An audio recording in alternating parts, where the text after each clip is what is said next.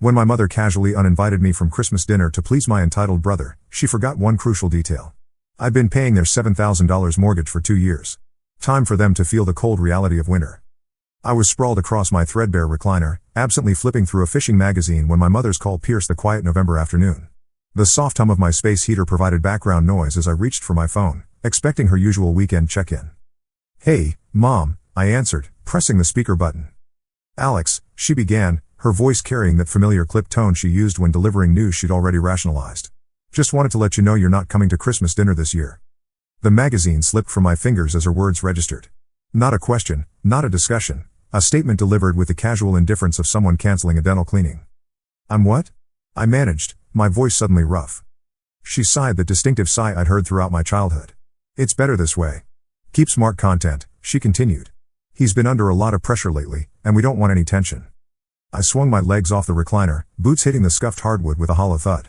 My eyes fixed on the coffee table where bills were stacked in neat piles, including the mortgage statement for my parents' house that I'd just paid 2 days ago. "Keep smart content," I repeated, the words settling in my chest like concrete. "You're telling me I'm being excluded from our family Christmas because Mark is feeling sensitive?" Her tone remained steady, clinical almost. "Don't blow this out of proportion, Alex. It's just 1 day. You'll manage fine on your own." A sharp heat crawled up my spine, my fingers gripping the edge of the coffee table. "1 day," I echoed, my voice hardening. "And the $7,000 I've been spending to keep a roof over your heads all year? That means nothing too, does it?" Silence stretched between us before she finally muttered, "Let's not make this about that. You offered to help." I let out a harsh laugh. "Offered? I've been covering your mortgage for 2 years. $7,000 just this year because you and Dad couldn't handle the payments after Mark's disaster drained your retirement fund. But sure, I beg to do it." She made a small noise of irritation. "We appreciate it, Alex, but this isn't about money. It's about family. Mark needs this right now. He's in a fragile state." I walked to the window, watching the first flakes of winter snow drift against the glass. "Fragile," I murmured. "Mark needs this. Mark always needs, and I'm always the one paying the price. Not this time, Mom. Enjoy your drama-free dinner." I ended the call, then tossed my phone onto the couch. Mark had always been the golden child. High school quarterback, Dad's fishing buddy, Mom's pride at church socials. Even when his dreams collapsed 2 years ago, he had burned through their retirement savings. $30,000 gone in a failed restaurant venture he swore would change everything. It didn't. The restaurant closed within 6 months. Unpaid vendors filed lawsuits. And Mom cried into her coffee while Dad just shrugged and said, "He'll bounce back." I hadn't argued. I had just stepped up, taken over their mortgage payments because the bank was threatening foreclosure. $600 a month, $7,000 a year, wired straight from my construction supervisor paychecks while Mark posted pictures of ski trips and new golf clubs he hadn't earned. I had let it slide because family was family, until now. Until Mom told me I wasn't welcome at Christmas dinner, the one holiday we all showed up for no matter what. I reached for my laptop, sinking back into the recliner as its worn frame groaned beneath me and logged into the mortgage account I had set up for them. My name was on it. I had been the one calling the bank, scheduling payments, handling the paperwork because Dad couldn't navigate the online system, and Mom had simply smiled and said, "You're just so good with these things, Alex." There it stood, $7,000 drained away this year. Each dollar carved from my overtime hours, my aching back, my pre-dawn shifts spent laboring in winter construction sites. I pressed cancel automatic payments, my touches unwavering as the thickening snowfall outside, a silent guarantee of the financial storm ahead. A confirmation appeared on the screen. Automatic payments discontinued effective December 1st, 3 weeks before Christmas. I snapped the laptop shut, a grim smile tugging at the corners of my mouth. Let's see just how fragile Mark feels when the foreclosure notices start arriving. The following weeks crawled by, snow accumulating higher outside my apartment windows. The biting cold seeped through the thin walls, but I kept moving, grinding through construction shifts, hauling materials across frozen job sites, my gloves stiff with ice as the wind howled through unfinished framing. No calls yet from my parents, just the steady rhythm of my own uninterrupted life. One evening, I met up with my old college roommate, Trevor, at our regular dive bar. The place hummed with the chatter of exhausted workers and the clink of beer bottles against worn tabletops. He slid into the booth across from me, a basket of wings between us, his grin wide as he grabbed a handful. "You're quiet tonight," he said, wiping sauce from his beard. "Something eating at you?" I took a long pull from my beer and let the words spill out. Mom's call, Mark's excuses, my sudden exclusion. "They uninvited me from Christmas," I said, leaning back as the vinyl booth creaked beneath me. "After I covered their mortgage, $7,000 this year, 2 years straight." His eyes widened. A wing paused midway to his mouth. "Are you serious? And they just assumed you'd keep paying?" I nodded, grabbing a celery stick from the basket. "Yep. Not anymore. I shut it off. They'll feel it soon. He laughed, a loud burst that earned a sharp look from the bartender. That's cold, Alex, literally. Love it. I smirked, knocking my bottle against his. They chose Mark. I chose me. Mark had always been the center of our family universe. Everything revolved around his needs, his dreams, his failures. I remembered the Christmas when I was 16, how I'd saved for months to buy a decent fishing rod for Dad, only to have the entire day hijacked by Mark's announcement that he'd made varsity quarterback. My gift was barely acknowledged, set aside while Mom fussed over Mark's jersey number. Then there was my college graduation when they showed up 3 hours late because Mark had a minor fender bender on the way. I'd stood alone in my cap and gown while other families took photos and celebrated. They arrived just as I was turning in my robe, full of apologies, but with Mark's car troubles dominating the conversation through our rushed dinner. 2 years ago, when Mark's restaurant failed spectacularly, I watched my parents drain their retirement accounts to cover his debts. He took a chance, Dad had said, signing the withdrawal papers. That's more than most people do. The unspoken comparison hung in the air, unlike me, the steady, reliable son who'd never reached for the stars. I'd been the one to notice the mortgage payment notices piling up, the ones Mom hastily stuffed into drawers when I visited. I'd been the one to sit them down, work out the numbers, and set up the automatic payments for my account. Just until you get back on your feet, I'd said. Dad had clapped my shoulder, his eyes watery. Always the responsible one, Alex. Not a compliment, an observation tinged with something like disappointment that I wasn't more like Mark. December 1st arrived, the payment cancellation date, and I pictured the mortgage system flagging their account, the first notice being automatically generated. Christmas was still weeks away, but the snow had come early, thick and relentless. I kept moving. Work. A stop at the hardware store for a snow shovel and a bag of salt. The cashier nodding toward the frost-covered streets outside. Big storm on the way, he remarked, dropping my items into a bag. I smirked, imagining the financial storm brewing at my parents' house. Seems that way. The first message came midweek, just as I was changing the oil in my truck. A text from Mom. Alex, did you forget the mortgage payment? Bank called about a missed payment. Getting worried. I ignored it, wiping my hands on a shop rag. My heart beat steady. An hour later, Dad's call came through. His voice gruff in my voicemail. Son, there's some issue with the mortgage payment. Look into it when you get a chance. I didn't. Mark's message landed last, sharp and entitled. Fix the mortgage thing. Mom's freaking out. Do your job. I smirked, tossing the used oil filter into the trash. The warmth of my garage, a quiet contrast to their growing panic. The days passed, the storm intensified, and their messages came slowly at first, then like a flood. By mid-December, Mom's texts were frantic. Alex, we got a late notice. There's a penalty. Fee. Please call the bank. Dad's calls stacked up. 5, then 8.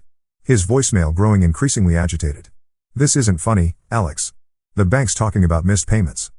Mark's messages were laced with rage. You're being a child. Fix this now. I was at work securing a tarp over exposed framing, the winter air slicing through my coat when I played Mom's latest voicemail.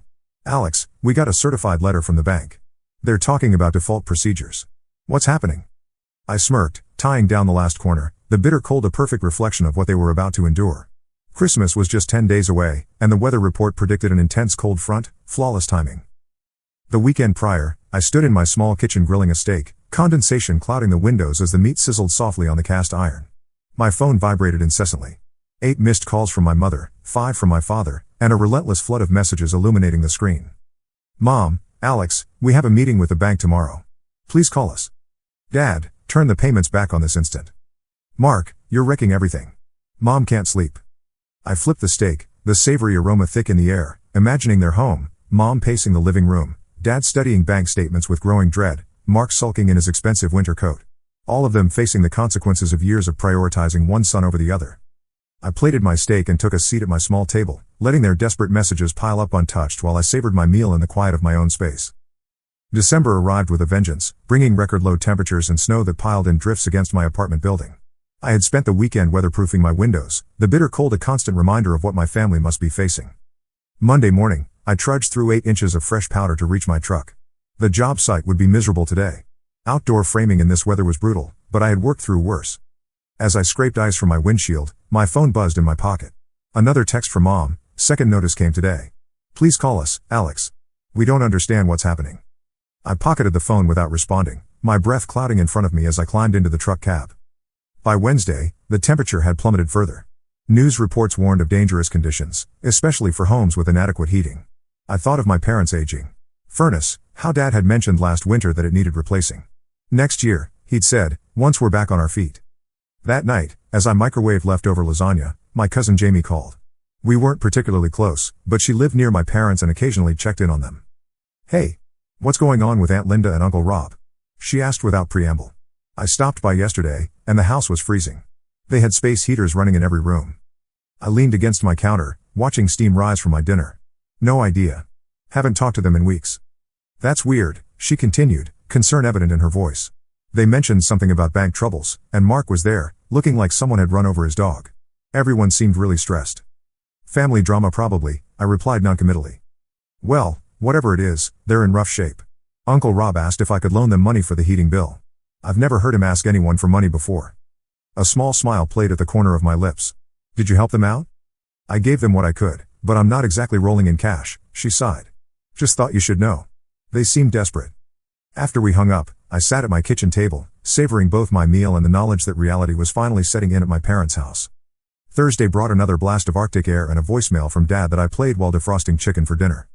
"Alex," his voice sounded strained, older somehow. "The furnace gave out last night. Repairman says it's shot. We're using space heaters, but the electric bill," he paused, clearing his throat. "Son, whatever this is about, we need to talk.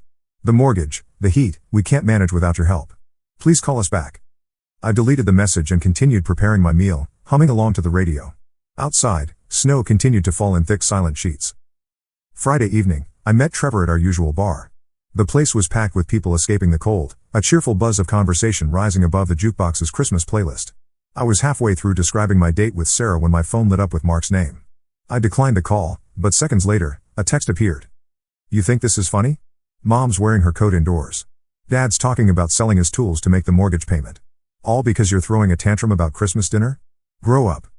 Trevor noticed my expression and raised an eyebrow. "Family drama?" I showed him the message, and he let out a low whistle. "Man, they really don't get it, do they? Still making it about the dinner invitation, not the 2 years you've been carrying them." "Exactly," I said, pocketing my phone as it vibrated with another incoming call. "They've never seen me as anything but the reliable backup plan. The one who fixes everything while Mark gets all the attention." "So what happens now?" Trevor asked, signaling the bartender for another round. I shrugged, a weight lifting from my shoulders as I spoke the truth aloud. "They figure it out themselves. They're adults. They made their choice when they decided Mark's comfort was more important than my presence.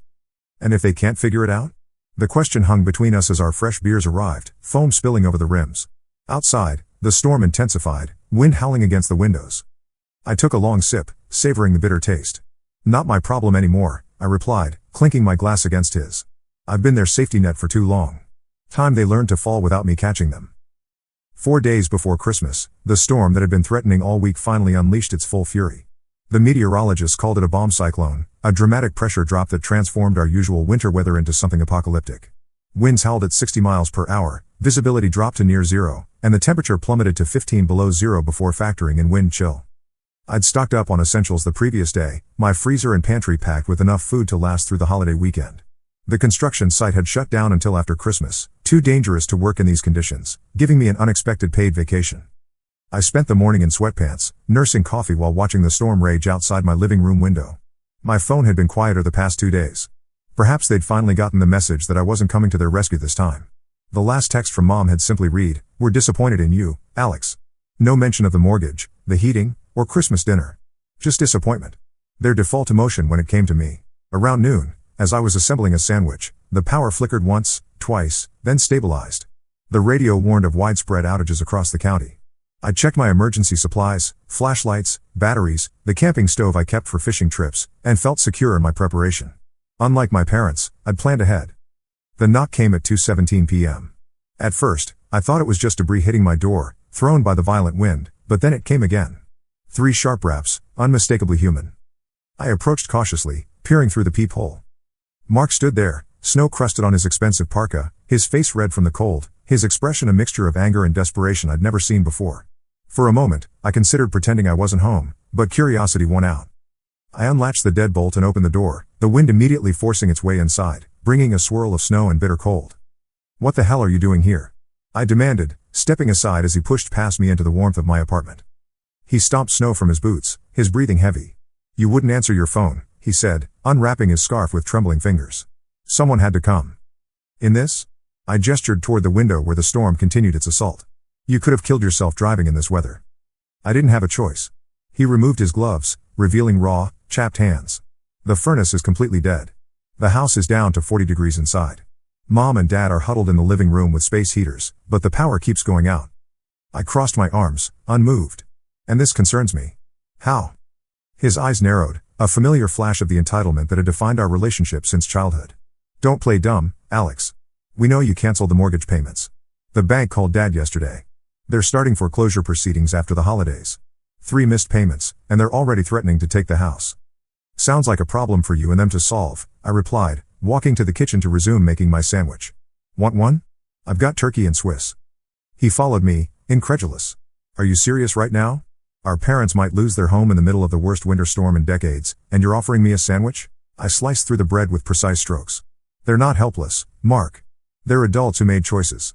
They chose to drain their retirement for your failed restaurant. They chose to prioritize your comfort over my presence at Christmas. And now they're facing the consequences of those choices. This is about the Christmas dinner? He laughed, a harsh sound devoid of humor. You're punishing our parents because Mom didn't want drama at the table? Grow up. I set down the knife, turning to face him fully. No. This is about 2 years of carrying a family that never appreciated it. 2 years of paying a mortgage that should have been covered by the retirement fund you burned through. 2 years of being the reliable son who gets pushed aside whenever golden boy Mark needs coddling. His face flushed deeper, not just from the cold now. That's not fair. I tried with the restaurant. You failed, I cut in, spectacularly. And instead of facing the consequences, you let Mom and Dad sacrifice their security. Then you had the audacity to suggest I shouldn't be at Christmas dinner because my presence makes you uncomfortable. He looked away, running a hand through his snow-damp hair. I never said that. Mom made that call on her own. But you didn't correct her, did you? I placed turkey on the bread, methodically assembling my lunch while he stood there, dripping melted snow onto my kitchen floor. You were perfectly happy to have Christmas without me, even while I was paying the bills that kept the lights on. A heavy silence fell between us, broken only by the howl of the wind outside and the soft sound of lettuce crunching as I pressed it into the sandwich. Finally, Mark spoke, his voice quieter than before. I didn't know you were paying the mortgage. I paused, knife hovering over the completed sandwich. What? I didn't know, he repeated, meeting my eyes. Mom and Dad never told me. They said they'd worked something out with the bank, a payment plan or something. I had no idea you were covering it. I studied his face, searching for the lie, but found only genuine shock. You expect me to believe that? $7,000 this year alone, and you never wondered where it was coming from? He shook his head slowly. They don't tell me about their finances. After the restaurant, well, I stopped asking. It was easier to pretend everything was fine. I cut the sandwich in half, the knife hitting the cutting board with a sharp thud. Convenient. It's the truth, he insisted, his shoulders sagging. Look, I'm not here to argue about who knew what. I'm here because our parents are freezing in a house that's about to be taken away from them. Whatever issues you have with me, with all of us, they don't deserve this. I pushed a plate with half the sandwich toward him, a peace offering of sorts. Eat something. You look like hell. He accepted it gratefully, taking a large bite. We ate in silence for a few minutes, the storm providing a dramatic soundtrack to our standoff. The heating system will cost about $4,000 to replace, he said finally. I've got maybe half of that saved. I was going to use it for a down payment on a condo, but, he trailed off, staring at his half-eaten sandwich. And the mortgage? I asked, already knowing the answer. They're 3 months behind now. With late fees, it's close to $2,000. The bank wants it all before they'll stop the foreclosure process. I leaned against the counter, studying my brother, really looking at him for perhaps the first time in years. His designer coat couldn't hide the exhaustion in his posture, the worry lines that hadn't been there last time we'd seen each other. Golden boy Mark finally facing reality. So you came to ask for money, I stated flatly.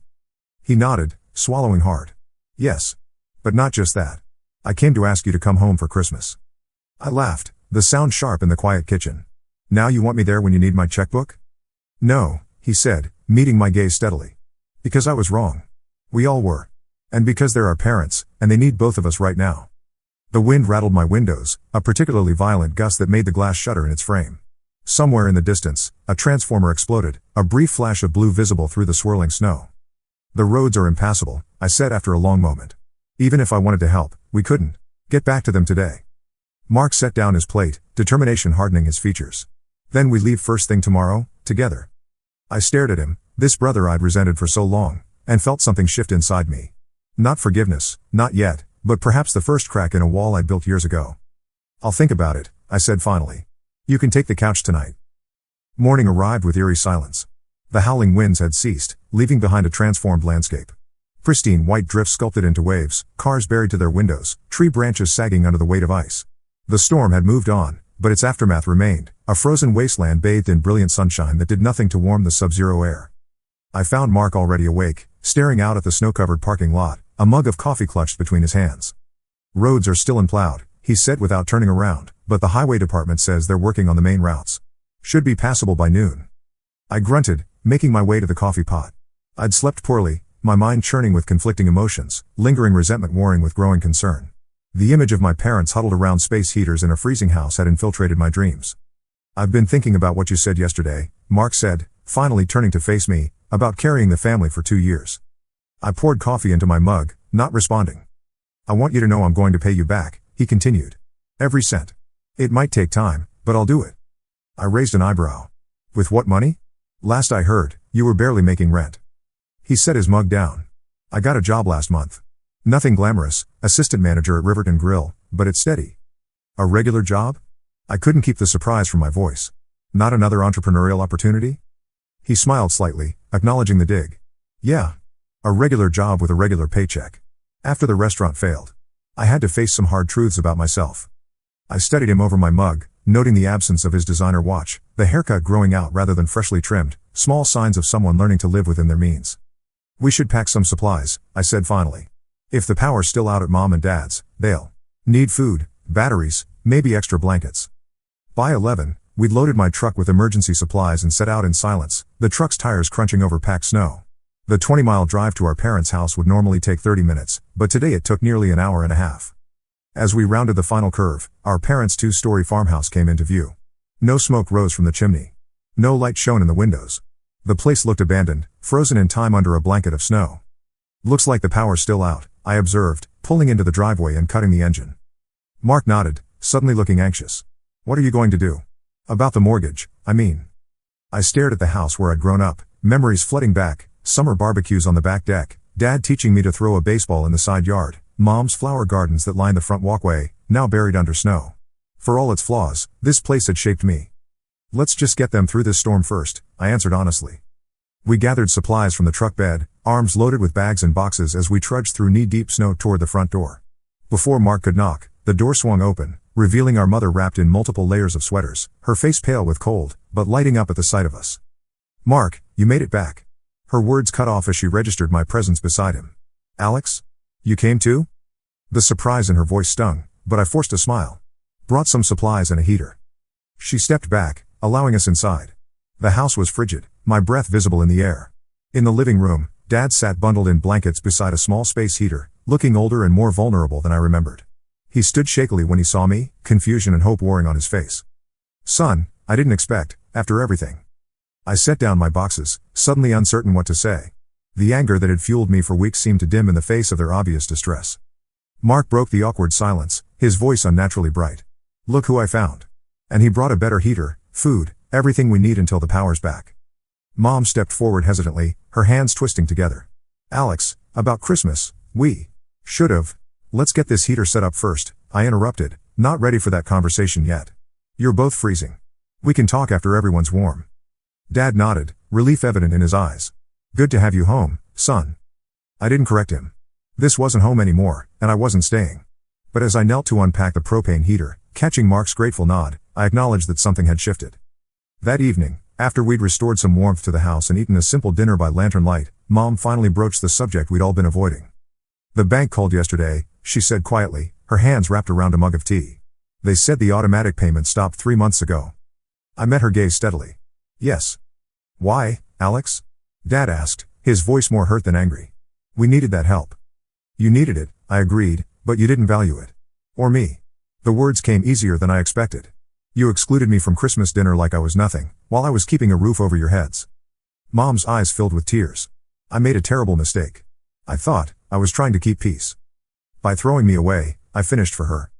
No, she protested weakly. Never that. I just always chose Mark, I said. Every time it mattered. Mark, who had been silent, spoke up. They did. You're right. He looked at our parents. We all failed, Alex. Me most of all. Dad's shoulders slumped. I never meant to make you feel less important, son. You were always so capable, so steady. I guess I took that for granted. We both did, Mom added softly. Please forgive us, Alex. We can't lose you too. I looked around at these three people, my family, all of them finally seeing me, perhaps for the first time.